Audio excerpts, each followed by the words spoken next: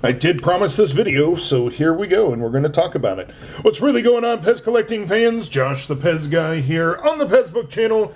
Do me a favor, questions, comments, concerns, any and everything down below. Now then, the difference is very small, but the difference is there on the beak, the one that's moving around on the white stem. A lot longer beak. A lot longer. The head tint, I'm not sure if you can tell by this light angle, it has a light blue hue in it. So it's almost a different color head as well. But yeah, a little too pointy. This one is the dull one. The dull one is the more common one. But every once in a while you'll come across this pointy one.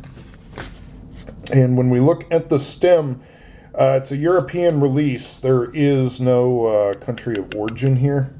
And I have it on an IMC5, which is going to tell us it was made at the Yugoslavia factory. But here's the problem with this dispenser. When I look here at the back of the head, let's see if I, yeah. See this white, it's damage to the plastic, where it's been bent over and it may have been re-stemmed. So I'm not sure if this stem is correct. However, I do know that that nose is 100% correct. And the nose knows! Huh? Huh? Yeah, it's a beak.